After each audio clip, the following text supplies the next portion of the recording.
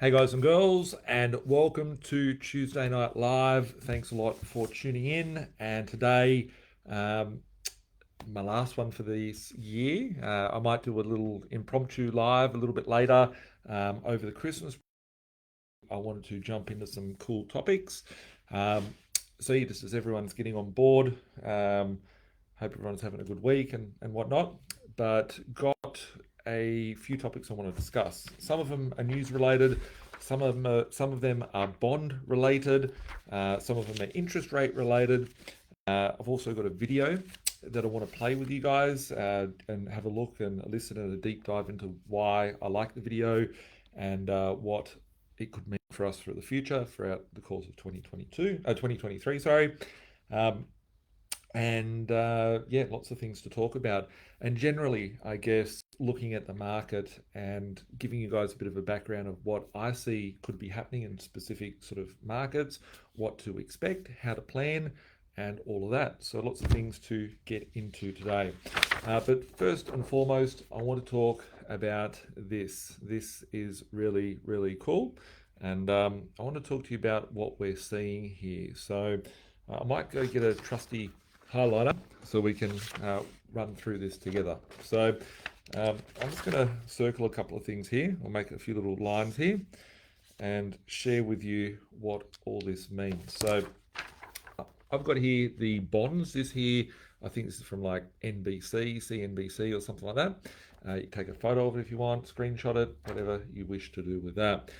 This here you can find on the internet. Just type in the 10-year bonds chart and look at it. You know, find a chart pack somewhere, and you can see this.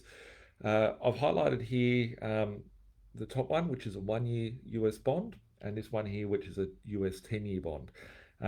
These arrows are just for the fun of it, so you can see a bit of a indication of what is happening. So, how a yield curve works, or a yield that the bond yields should look, is it's going to be a bit hard, maybe for me to explain on here because the camera flips this around. But this should be your 1-year bond, 2-year, 3-year, 4-year, 5-year, 10-year, right? So the longer you keep your money locked away, the more money you should be getting as a return. So if we look at it just in text format, basically if you've got a 1-year bond at the moment, you're getting 4.643% interest, let's call it, or return on the bond. If you invest your money for 10 years, it's getting 3.49. So what this means is that we're seeing an inversion of the yield curve, which is in the opposite direction. So basically, if you had let's say you had $1 million and you want to invest it, the lower risk to invest into a market would be for a 1-year term, right? So you put your money away and you get 4.63%. If you're locking it away for 3.949% for 10 years, it means that you're getting a lesser return on your investment. So if you were an investor, there's a couple of things to point out here that's very, very important. But if you're an investor and you had $1 million, would you invest it for a year? Would you invest it for 10 years? Well, technically, there should be a higher incentive, right? Because you should be getting 3.49 here and you should be getting 4.64 here. But when a yield curve inverts, it means the short term yields pay a higher premium than what the 10-year bonds pay out. So looking at this, this is called an inversion of a yield curve. So basically here, there's going to be a lot more people putting their money away a lot more demand. When I say people, I'm talking like institutions, like billions of dollars, trillions of dollars that's going into buying up this bond market here. And basically, this is liquidity flowing into the market. But as everyone's putting the money in to get a higher return in the 1 year, it means that there's less going into the 10-year market, meaning that there's a liquidity issue here, and most of the banks get their funding based on a 10-year US Treasury bond. So what that indicates to me is that liquidity is getting sucked out of the system because no one's re-injecting liquidity in the system, and this is causing a big, big issue. And basically, every time you see an inversion of a yield curve like this, you will see a recession, like a massive recession, within a year, 12, 18 months from this point. This is flashed recessionary triggers. It might be the 2 year and the 5 year might flip around, or something might be a bit off whack. That's been happening now for about 8 months, and that's in line with when they started quantitative tightening and they started sucking liquidity out of the market. But this one here, if we have a look at it, you literally from the shortest time, which is 1 year, 2 year, 3 year, 5 year, 7 year, 10 year, it's literally going down lower and lower and lower and lower each sort of amount, apart from the 7 year over the 10 year. But really, it doesn't really matter at this point. So looking at that, we have a very clear and distinct inversion of the yield curve. And this might all sound like jibber jabber to you, and that's okay. It just means that you should probably go and research a little bit more about this. It's a very detailed process. Everyone thinks that, the government's putting the money and the banks get the money and it's savings that go into the bank and all this stuff. It's all a big Ponzi scheme. And that's the reason why we have booms and busts and certain things that occur out there. And it's all thanks to the bankers and their dodgy practices that allows us to play at the table. Because if they didn't commit this fraud, then we wouldn't have a position to see our houses go up and all that sort of stuff. But that's a story for another topic. But we have an inversion of a yield curve. So I'm just going to park this over here today, and I'm going to read out some articles here that I just typed into Google just to have a layman's look at what does an inverted yield curve looks like. Yield curve inversion, the deepens increasing likelihood of 2023 recession. The yield curve is now deeply inverted. 3 months rates are well above the 10-year US government debt. The current rate of inversion is deeper than both the financial crisis and the 1990 recession, not quite yet at the level of the dot-com collapse of 2000. Many voices are predicting a US recession, from Jeff Bezos to many of the Fed-owned policymakers, blah, blah. Why yield curve inversion matters? The yield curve has been a historically strong predictor of recessions. It tends to be the leading indicator and has a strong track record of a few false positive signals in post-war history. So this is the article here. I just Googled this to talk about before we went live. So if you want to go and type that heading in, take a screenshot of this, look up the article a little bit later, or you can go to Birch feed and have a look at that. I'll share the link into it after this video. So basically, it goes on to read, the recession timing is unclear. Although an inverted yield curve implies recession is coming, the timing is unclear. Often recession comes about a year after the yield curve inverts. The 10-year and the 3-month relationship first inverted in October. That's the most reliable relationship to watch, according to the New York Federal Reserve. However, parts of the US Treasury yield curve has been inverted since March 2022, which is exactly what I was just referring to a moment ago. All of this implies a recession would be incoming in 2023, and that is online. I didn't even need to see the yield curve beforehand because I just did simple mathematics and calculated that if you had liquidity getting sucked out at the rate of what they've been doing, then we're ultimately going to see a recession because the market can't support it. Just think about all the poor people out there that have got $1 million mortgage on their house and have to go to work every day to pay for that.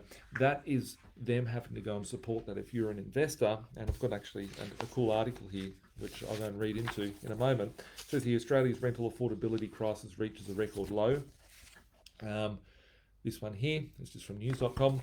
Rental affordability has reached a record low across the country, with low income earners the hardest hit when trying to find somewhere to live. Why would that be the case? It means because their rents have gone up at a much faster rate than everyone else's rent. And I've always talked about supporting the lower end, the bread and butter markets, and I always said that a recession-proof property portfolio revolves around having a strong cash flow in bread and butter sort of properties that are out there. It's not into buying $1 million houses that get $600 a week. It's not in buying any fancy, tricky, funny, cool stuff. It's just bread and butter sort of property. So this article goes on to say, Australians are being hit with the unstable rent increases, with every capital city nationwide experiencing a decline in rental affordability, according to a new data insight. The annual rental affordability index released this week revealed that low-income renters such as single parents, pensioners and job seekers are the most vulnerable and require the most active and immediate support. So what happens in these times is that the rents go up, but is it the poor person that can't afford it that really cops it? Yes, they cop it, but they're going to cop it anyway because it's just part of the market. But what happens is the government comes in and puts more stimulus packages in, they increase rental assistance and all that, and that money means that you become a better recipient of government funding. And, just goes around from there. It seems the rental crisis is impacting almost everyone applying for a home. Brisbane woman Laura said that when her and her partner decided to move in together, they never expected the stress of finding a rental to consume every waking moment. Despite the couple being both earning a decent wage, Laura works in the travel industry, suggested that the struggle since August to find somewhere to live. We looked at 15 places and we would go and apply for them. Someone had already gotten it. Agents were telling us to apply before we even put a foot through the door. We were willing to go up to $600 per week, which hurts my soul to pay that much on rent. The RAI found that more than a person's income was greatly spent on rent. More than 30% of income is spent on rent, and that's the thing that I love, is that the if you have the what other asset do you have that pays you that you can get a 30% of someone's income given to you as a return week on week, and it's housing pays the largest one apart from owning the ATO. So literally you're getting the ability to earn a large amount of an income, of a weekly income, an average weekly income. Vacancy rates of rental housing have dropped sharply everywhere, and is a key indicator that where places will go if they see rates are very low, generally at a below 1%. Ms. White said that rental stress affects many people's day-to-day lives because they find themselves having insufficient funds to pay for other primary needs such as food, medicine, transport, and heating. This is exactly what I've been talking about as we enter into recession, right? They've sucked all the liquidity out, everything's getting pushed up via inflation, and now you're going to start seeing businesses miss out on opportunity. People won't go and spend money on dinner. They won't go and spend money on movies. They won't go spend money on whatever else they would normally go and spend money on. So that's why we're starting to see it hasn't trickled down through all reporting methods yet, but we will start to see in 2023 massive signals of a recession. And there's only two things that they can do about it, or three things. They can do nothing and let it do what it's doing. They can add to the fuel of that and keep taking liquidity out of the system, keep pushing up rates, etc., etc. Or they can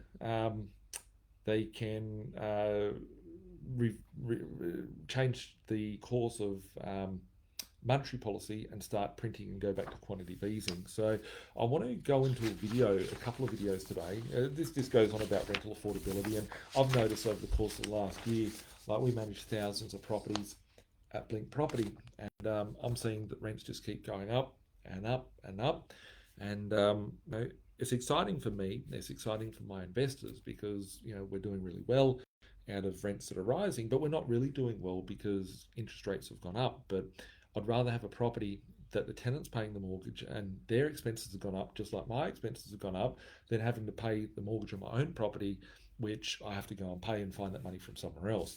So it's interesting out there, not to say the least. I want to talk about these, basically how the back end of a bank works, what the issues that we're facing are. There's two videos that I want to watch tonight. I don't know if I have a chance to watch both of them, but I'll try to. One is from Lynette Zhang, which talks about basically the hyperinflation that we're going into. And the other one is from, why have I got a mind blank? I've got a mind blank. I'll come back to me. I'll show you the video shortly. But if we have a look at our cash rates here, right? I've talked about this on a week-to-week basis and the heights that we're at. And this here just indicates, this is an old one now, and it shows that we're just under 3%, but now we're just over 3%. This has never been seen before. The pressures that are put into the bond markets, what is happening now is basically the central banks are becoming in. George Gammon is the person I was thinking of, the George Gammon video. I'll put the George Gammon on shortly. But basically, we are now seeing the banks go bankrupt. So the central banks are going to go bankrupt from this. So looking at the other parts of inverted yield curve, just the impact of it, just reading it from the internet, from some articles about yield curves. This guy here says the term yield curve refers to the relationship between the short-term and long-term investment interest rates on fixed income securities issued by the US Treasury. An inverted yield curve occurs when the short-term interest rates exceed the long-term rates. Under normal circumstances, the yield curve is not inverted since debt with longer maturity dates typically carry a higher interest rates than a nearer term ones. From an economic perspective, an inverted yield curve is noteworthy and uncommon event because it suggests that the near term is riskier than the long term. Below, we explain the rare phenomenon, discuss the impact on consumers and investors, and tell you how to adjust your portfolio to account for it. Key takeaways: the yield curve illustrates the interest rates and bonds increasing maturities. The inverted yield curve occurs when short-term debt instruments carry higher yields and long-term instruments carry this credit risk profile. Inverted yield curves are unusual since longer-term debt. Anyway, so it goes on to say, this is like what I was sort of drawing beforehand. I will share this link in Birch feed a little bit later. And yeah, most importantly, interest rates can't go up at the rate that we're seeing. Otherwise, everyone's going to go broke. They've gone too far with their cycle. This is unsupportive. The system, the amount of debt, if we think back to 2010, the amount of debt that was in the system, the amount of people that had a car loan, the amount of people that had a house loan, the size of those loans were much lower at this point, and it couldn't do anything at that point. Now we're at a position where interest rates have gone up almost to that sort of level, but the difference is that there's a debt tsunami out there in the market. So I'll get onto some videos very shortly for you, but I don't mean to be negative, but this is exciting things for me to see and exciting opportunities for those that are prepared. So I'm just going to go and find two videos. I'll see if I can get two videos in because they're very, very important. This one here is... This is why interest rates... Nobody thought this was possible, but it is true. This is the Federal Reserve George is Gammon. On the brink of bankruptcy.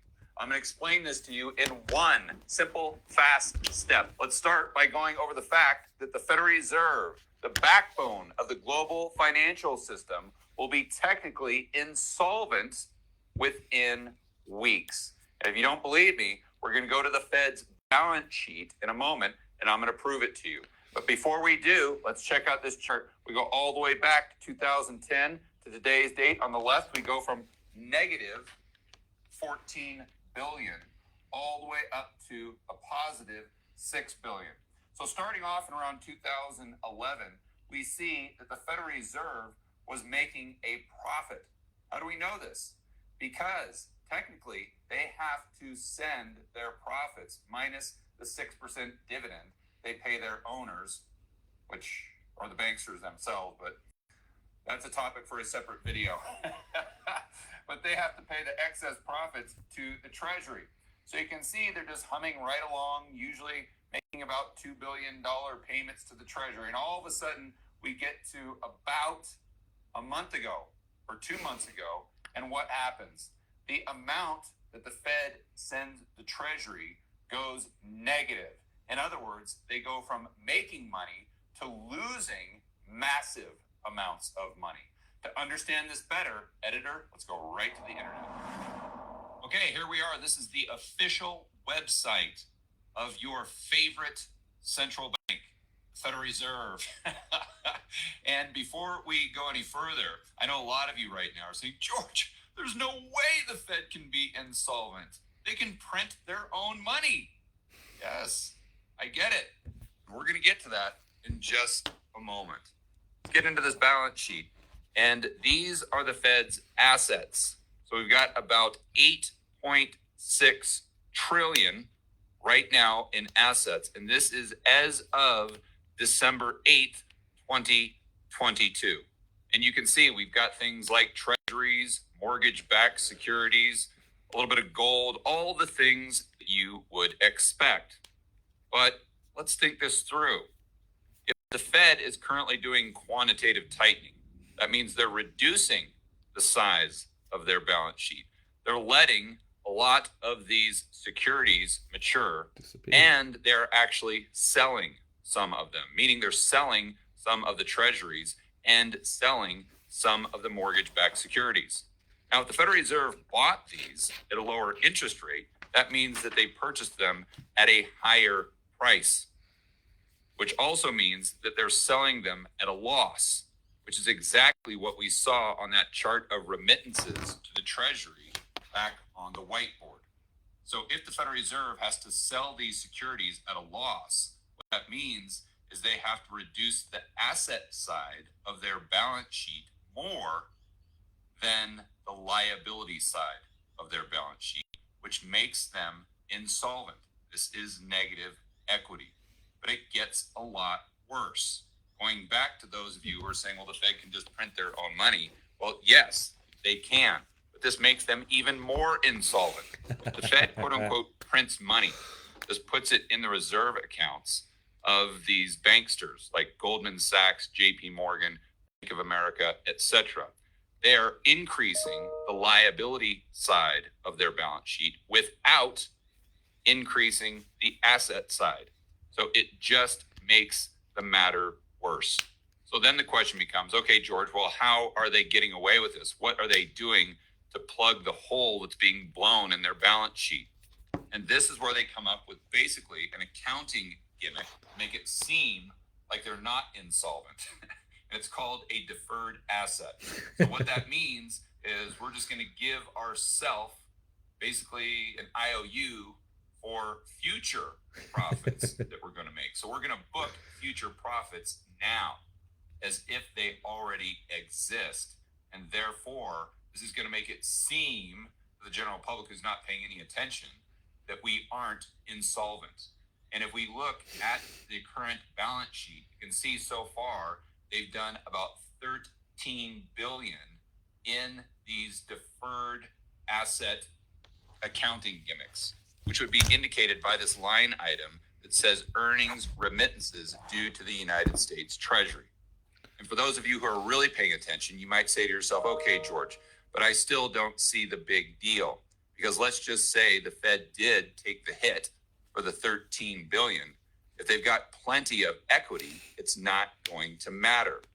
And that's a very good point. So let's look at how much equity the Fed actually has. So for this, we look at the liability side of their balance sheet. And as far as I can tell, and the liability side of their balance sheet is pretty straightforward. It's right here, this line item that says other liabilities and capital. That would be 35 billion. Just keep in mind that only 2 or 3 months into quantitative tightening, they've had to take a loss of 13 billion. So like I said at the beginning of the video, they keep this up for another couple weeks, that 13 billion is going to exceed the 35 billion they have in capital and equity, which would make the Fed technically insolvent. But unfortunately, it gets worse. Let's think about something called IOR, interest on reserves. This is the interest rate the Fed pays the big banksters for holding their cash at the Fed. Just think about it exactly like your checking account with Wells Fargo, Bank of America, or Chase. And unless you've been living under a rock lately, you realize that the Fed is increasing interest rates. In fact, just this week, they're most likely going to go from 3.75 up to 4.25. What is this telling you? That is the interest rate, or close to the interest rate, the Fed is paying the banksters for keeping their cash at the Fed. So if that interest rate increases, just like any other bank, that means their expenses increase as well. Well, wait a minute here. The Fed is already losing money as a result of having to sell assets they have on their balance sheet at a lower price for quantitative tightening. That means that the loss the Fed is going to have to absorb is going to get even bigger the higher they raise interest rates and the longer they keep interest rates at those levels. So we're seeing a third checkmate. That's the only word that you could use, is checkmate. And that's what I was alluding to back in March, looking at the liquidity this isn't something that the everyday person's just going to go broke from. This is something that the governments are going to go broke from. The large corporations are going to go broke from. The governments, the banks, and the central banks. I've talked, if you remember me talking about in previous time gone by, the IMF, which is the International Monetary Fund. The only way for them to get out of this is by doing a thing called a SDR, which is a special drawing right, which is basically creating more liquidity from an international central bank that's out there that the central banks go and feed off. And that would help usher us in to a one world government sort of currency, because everyone's going to have to borrow their liquidity from that lender to then re-liquidify their positions. And it's more and more evident that the higher that they push up the rates, the more that they're killing themselves. So when I say that interest rates go up, the higher that they go, the amount of of interest rate, the amount that they could push the cash rate before having an issue was 50 basis points. So they could have gone up from 10 basis points to 50, to 60 basis points, going up by 50. Any higher than going up by that 50 basis points is just blowing up the system that's already there. What will come out the other side of it? There's only one way out. Well, there's a few ways out. They can be honest and let the system default, and that way, everything finds its natural level. But they're not going to do that, or that they've got to let they've got to re-liquidify, and basically we're heading to a position which is massive inflation at the moment. The only way that we can go after they inject more liquidity in the system is by causing a hyperinflation. So the inflation genie is out of the bag. I want to share with you a secondary video. What will it take? I'm going to share with you a second video here from Lynette Zhang from ITM Trading, and she can explain a couple of extra things as well. And once we watch this part of the video, then we'll go back and have a bit more of a chat. Keep your questions coming through as well, guys. I'm Lynette Zhang, Chief Market Analyst here at ITM Trading, a full-service physical gold and silver dealer, but really specializing in custom strategies. And I gotta ask you, don't you think you need to have one? Are you looking at what's going on in the world? Because we're all part of that world. I mean, the U.S. is really a mess as well, but we're not alone in it. So if you haven't done this already, because you really have to have a plan, click that Calendly link below and set up a time to talk with us. Because I'm going to show you what it really looks like, and let's just dive right in. Because quite frankly, it should be pretty clear that QE was a colossal policy mistake. Absolutely. What did all this money printing do but inflate these assets that, as they're trying to undo their policy, are now falling? They're going to have to pivot. Not yet, but they will. When they create this next crisis, this is the only tool that they actually have left. Because what QE really does is it threatens the central bank independence, because the Fed is essentially monetizing government debt. Don't call it that, though. Let's put another name on it. But I'm sorry, when you put a lipstick on a pig, I'm sorry, it is still a pig. Like it or lump it. QE is essentially taking a leveraged bet. What's leverage? It's debt upon debt upon debt upon debt that won't pay off if interest rates increase. Guess what? Interest rates are increasing because they back themselves into a corner where it doesn't really matter what choice they make. Something nasty this way comes. The Fed is losing money on its bond portfolio because the only tool it has to fight inflation is by diminishing demand by raising rates. So that means that's true for all of the global central banks that were monetizing government debt at 0%. Maybe they'll get to 5%. Is that really going to stop inflation? No, you want to stop inflation, you've got to go above it. But the inflation genie is out of this bottle. And there's just no putting it in. Said at the beginning of it, I thought this was the start of hyperinflation. I have seen absolutely nothing that would change that. But if you look at even where the stock market is right now, it's overvalued. You'll get a rally here, you'll get a rally there. That's to sucker you into keeping your wealth inside of the system. So let's look at a few instances and bring them current so you can see what's really happening. Because you've heard me talk about Venezuela many, many times. And in 2012, 13, basically through 2018, they had the best performing stock market in the world. But they also had the highest level of inflation. So people will run to these fiat money products, but what they're really missing is what the real trend is. It just creates FOMO, fear of missing out. Look, it's going up. Except that the value of the currency that you can only convert this fiat money product, whether it's stock markets, bond markets, ETFs, all of that garbage is into dollars. And inflation is showing you that that's going away. But during that same period of time, there's your overnight reset. Can you see it? Right there. Boom. That was the first overnight reset.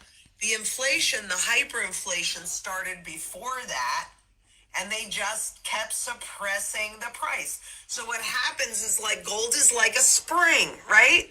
So government forces suppress it because the rise in gold price is an indication of the failing currency. They don't want you to understand that. They want you to stay in their products.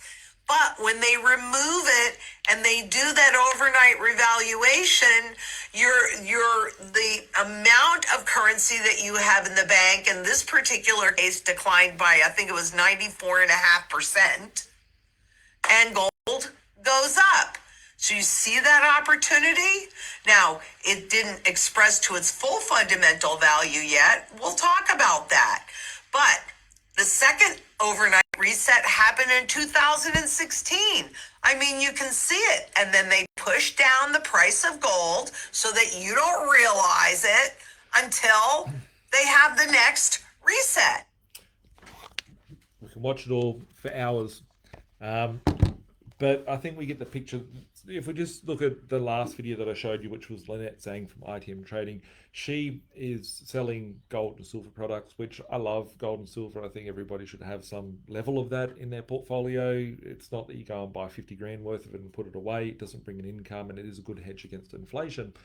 But I think it's a slow burn. You know, like if you go and pick up $100 this week, $200 next week, $1,000 in a month, $50 next month, whatever the case may be, build it up over time. But the thing is that these guys do all the analytical work, right? And there's a lot of fluff, and 95% of the people out there that are talking in the gold and silver space are just, drinking their Kool-Aid.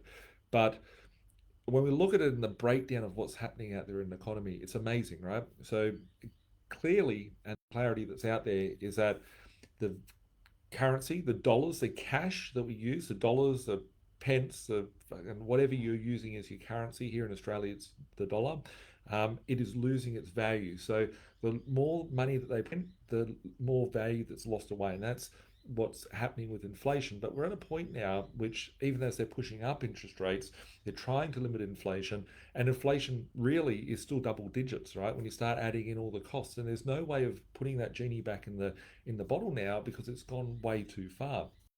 If you look at interest rates, and just think about this, right? If we just pull out the bond here and just say, okay, you could go and put your money, let's say that you're in the US and you go and lock your money away for 4% in the next year.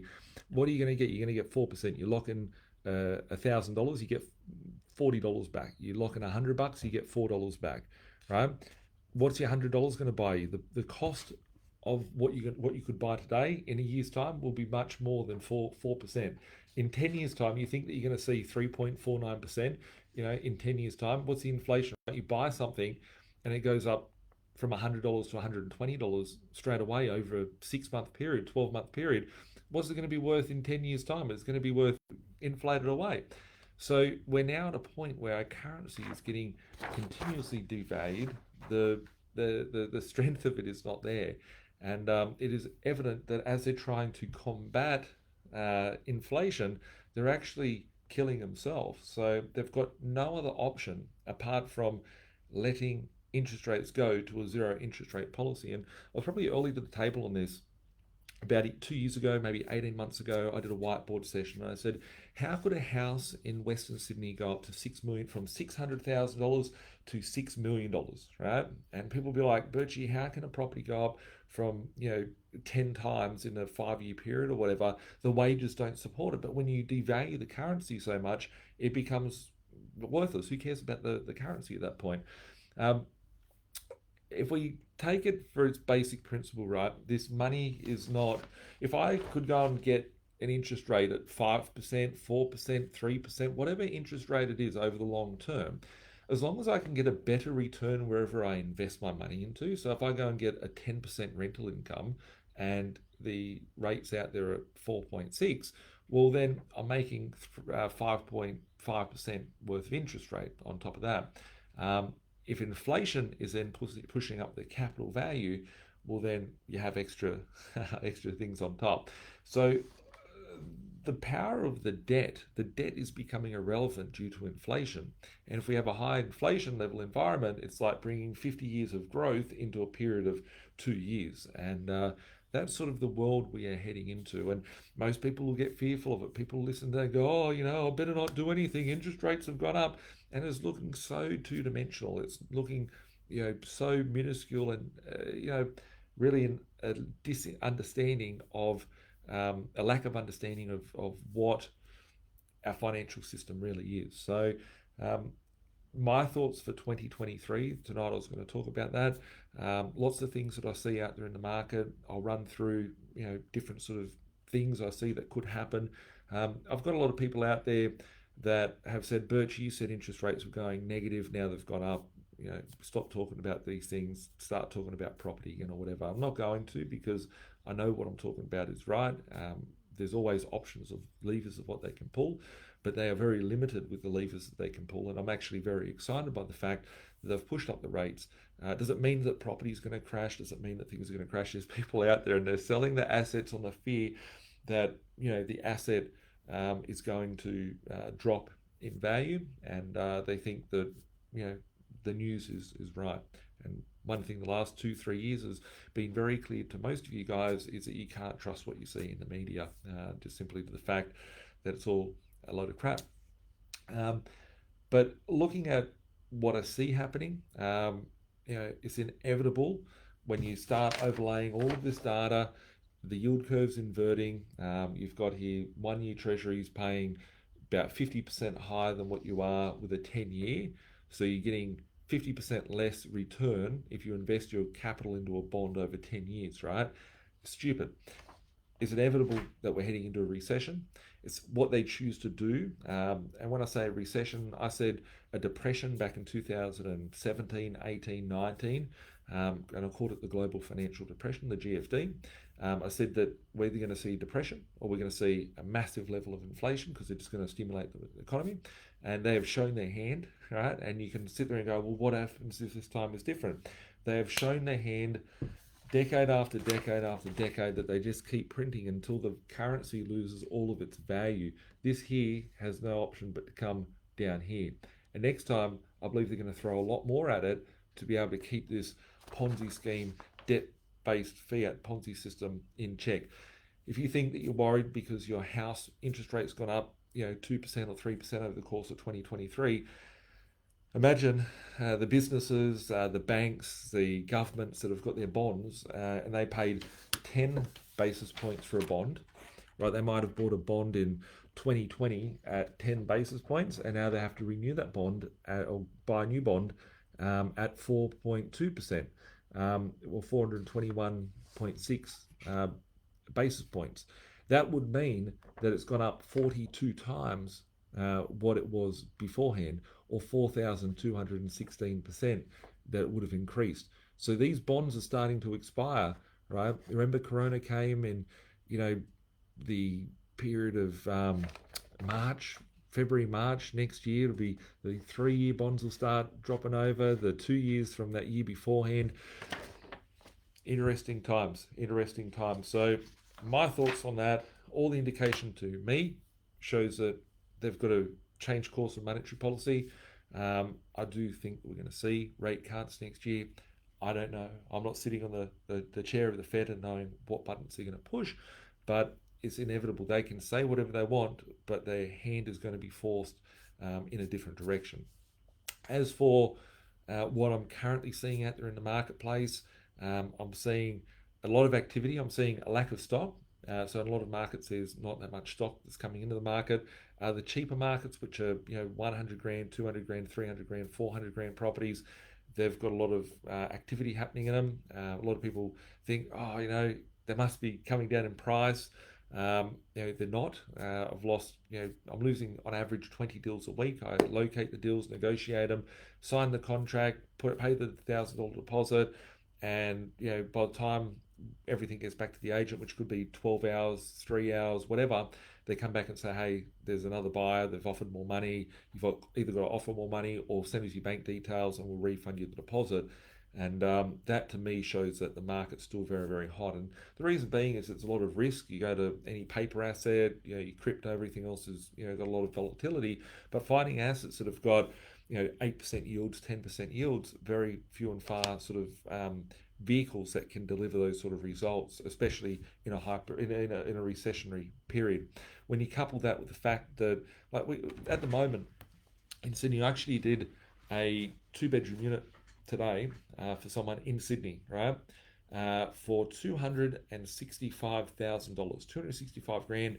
This thing rents for $250 a week, but the rent is $100 per week cheaper. That thing, as soon as it settles, rent will go up, and $350 on a 265,000 purchase, very very decent rental return for a capital city, especially seeing that other properties identical to it have sold 7 years ago, before we've had interest rates at our level that we've got, before we've seen the levels of inflation, before it become too expensive to build, for 350 grand 7 or 8 years ago. So really, really interesting markets out there.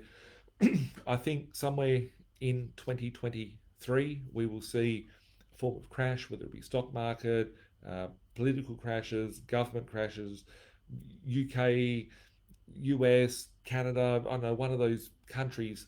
They might say it's because of Russia, they might say it's because of Ukraine, they might say it's because of some new virus, they might say it's because of climate change, they might say it's because of any of these sorts of things that they like to blame. But ultimately, the writing is on the wall. We're going to see a massive crash of something. There's going to be a black swan event, and then they're going to quickly say, well, it's because of this. We needed to come in and do this. And they will come in and print more money. They will, the system has to be reinflated. And as the George Gammon video showed at the start, that the central banks, because they're having to pay more on their returns, it's now sending them insolvent. And that's basically what I was talking about 8 months ago, when interest rate policy started changing, and rates started to increase and all that sort of stuff. It is unsustainable for this market to carry on the way it is.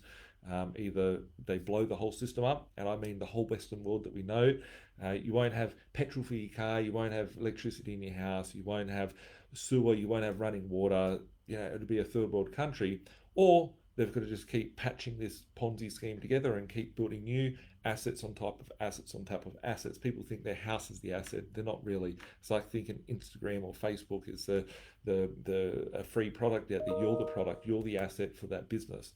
So looking at the financial system, there's so many different layers of cat shit wrapped in dog shit. It's amazing. So if you look at my thoughts for 2023, I'm very optimistic. Yes, there's issues out there in the market, but there's the other side of it, right? Rates are going up, so it gives an opportunity to push up rents. When the rates fall, the rents don't come down. Inflation is still very, very hot. They cannot control inflation. Everything that they do to try and control interest rates and monetary policy is adding extra fuel to the level of inflation. So if the cost goes up for a business to operate, then they're going to put up their cost of goods that they sell. If their business is not performing the best and they have to push up the prices of their products to be able to cover some of the shortfall and the losses, then they're going to do that. It's going to cause more and more inflation. So I don't see a level unless they go higher than the level of inflation, but then people that have got the debt, the governments that have got the debt, the central banks that have got the debt, they will all implode. So, what way they're going to go? I think the writing is very, very clear, although it may not be so clear in the times that we're in at the moment. So, my optimistic view is that 2023 for a lot of people may be very bad, but I see it as being very, very good for those that are prepared, that see what's happening, that educate themselves, seek for answers, try and get an understanding of what's happening out there.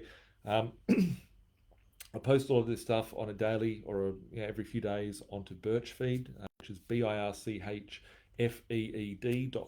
So birchfeed.com. It's free. Don't be a tight ass. Go and share it with your friends, share it with your family. I put some stuff out there. Some of the stuff is a bit controversial. Some of the stuff that I want to put on there, I don't put on there just because I try and keep it mainly towards investing. I have posted things out there about cloud seeding over the years and different sort of things about the world that we live in, the parameters, just to see the glitches in the matrix. So I do share some out there stuff sometimes in there, but very important. The information is free. You can go and watch Netflix, you can go and watch any shit on TV, or you can go and research, educate yourself, and get an understanding of how the matrix really works, and then put yourself in the best position to take opportunity. So I'm going to go to your questions and answer some of the questions. One of the things I also want to talk about, just with those of you that are watching this evening, whether you are one of my investors or whether you are not one of my investors.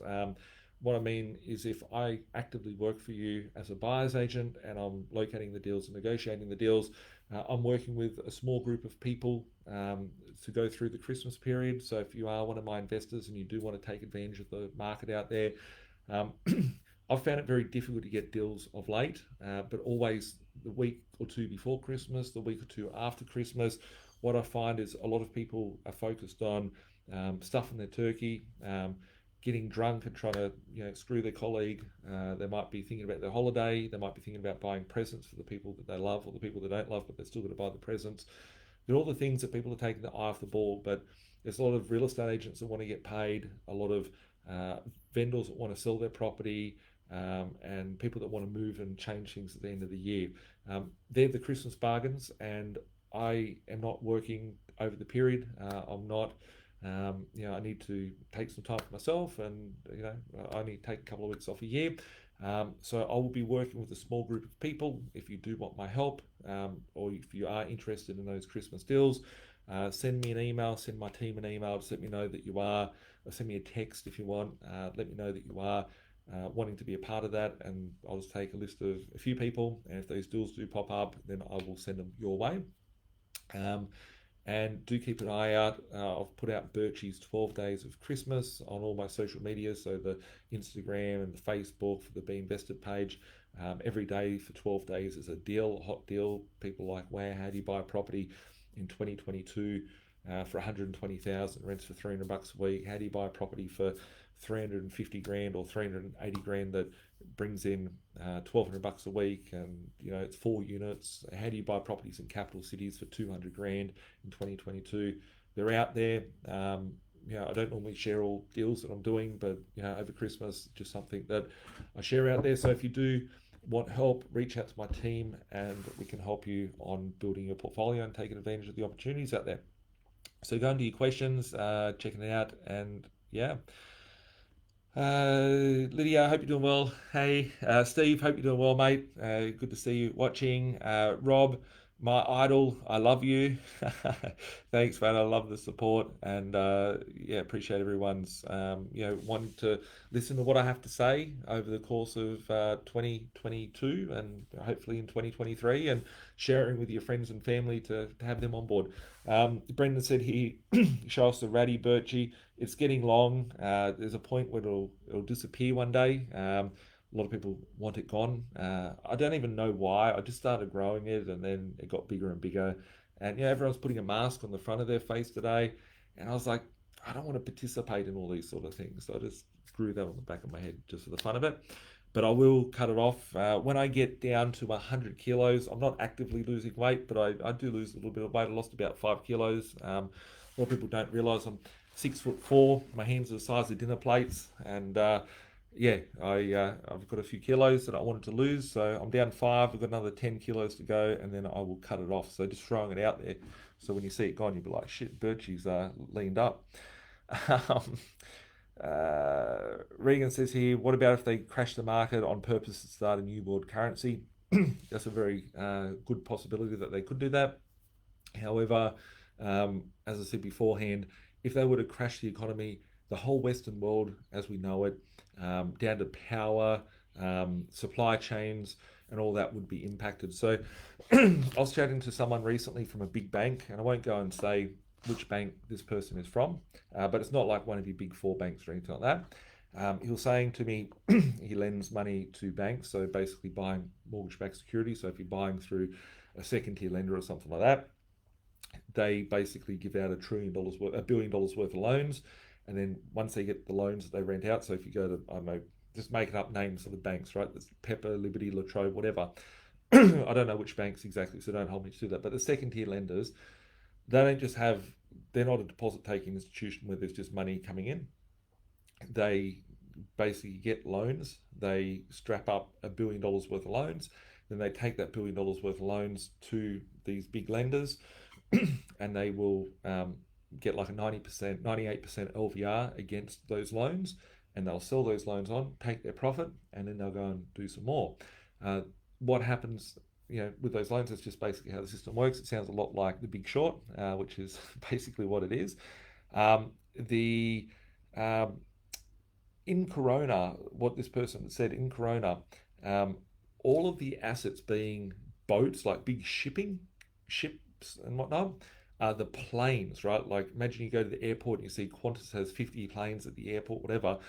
They lend based on those aeroplanes, right? And in Corona, um, those planes were stuck all around the world, right? So these banks had to go and find where are their assets because they're in third world countries, they're not being covered by shelter, they're not getting serviced, all of these things. Um, it caused chaos to these lenders. Imagine if we started seeing the central banks that lent to money started going bankrupt, right? It would cause a bigger ripple effect. So you need to look at, like everyone goes, oh, interest rate's going to go up because of this, interest rate's going to come down because of that.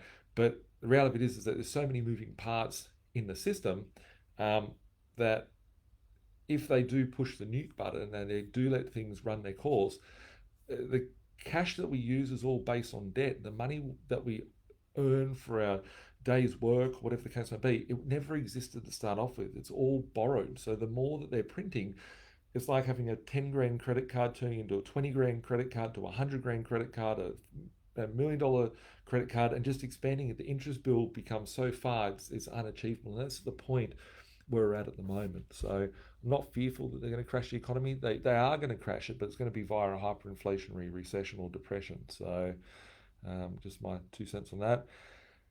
Um, yes, please share the link. The link that I shared, I've put it into Birch feed. So just go to Birch feed. You can get access to it. It's in there. I'll post them all in there. Sam said here, I wonder what the interest rate could get to in Australia if we went through a hyperinflation. I assume rents would rise in line with the hyperinflation over time. Yes. So generally what happens with currencies when they go through a hyperinflation, they will go, interest rates will just get forced to be pushed down to zero. They will go to negative, whatever. It just comes from printing too much debt, which all stems from the debt comes from the bonds and these sort of financial products that are out there. And eventually, when the whole system, when the currency loses all of its value, interest rates go up stupid. Like if you look at Turkey, I think they went up to like maybe like 5 years ago, 4 years ago, they went up to like 60% interest rates per annum. Like interest rates will only get there if you can pay your house off for the price of a cheeseburger, which cheeseburger might be $500,000 or something like stupid like that. That's when you'd see interest rates go crazy like that. It's a grow house. I don't know what I was referring to. Kane says here, great insights again. Thank you. How many injections will cure the financial virus? QE injections. Look, well, we can see quite well that injections didn't really cure any other sort of issues that were out there in the world. If not, they made things worse, and if not, they were put there based on agenda. But we won't go there. How many injections of liquidity? It's been 4 times since it's done QE. I think 5, including Operation Twist. that they've done QE over the course of the last decade. I think that we'll see, annual QE sort of injections into the market moving forward. And these cycles that we see, which could be a 10-year or a 7-year cycle, will come into 12, 18, 24 months, and they'll get, a lot more regular than what we're seeing. Michael said here, if you're in charge of halting inflation, how would you do it? Well, I wouldn't want to halt inflation because I love inflation, and inflation is what has made myself rich. I'm a lazy investor. I buy assets. I love debt. I attach the debt to the asset. The asset goes up. The debt becomes easy to pay off. I wouldn't want to do it. And that's why these central banks can't do it. This is why the system is designed for this fraud to continue on.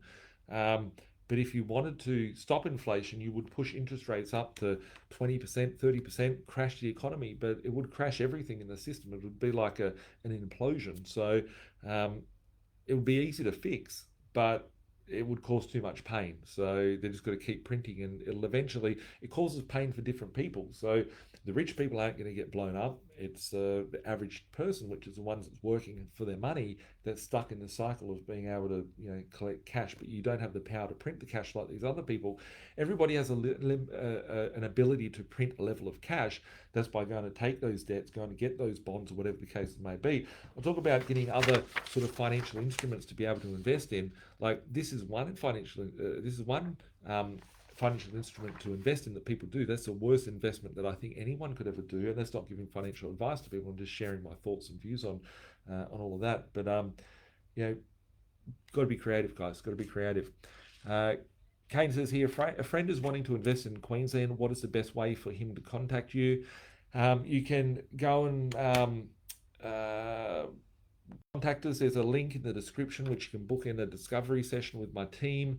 That's probably the best way is to click on the link in the description. You can go to our website, B.Invested.com.au/discovery session. That'll book in a chat with my team, and my team will organise a call with you and discuss what you're trying to do and how we can help you out.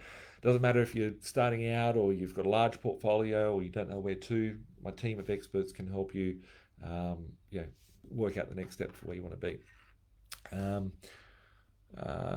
Wow, at 6'4", I guess so. It's I'm massive, so everyone goes, "Wow, you're so much bigger in real life than what you are in YouTube and social media." One question: why do you choose 4% interest rate base your yield off? So I guess what you're saying there, Regan, is when I do all my cash flows for my investors and whatnot, I base my baseline at 4%.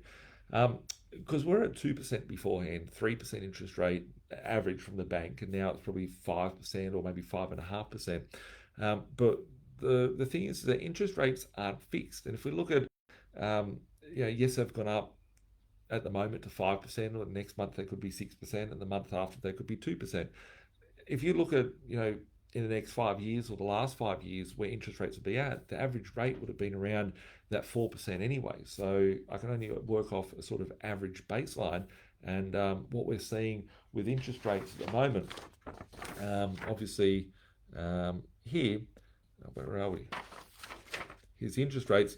This is way out of line. So if we went back even down to 150 basis points and the bank put on 2% premium on top, would still be at 3.5% for an average interest rate, so it'd still be cheaper under that 4%. So I think it's just a conservative figure sort of to work with.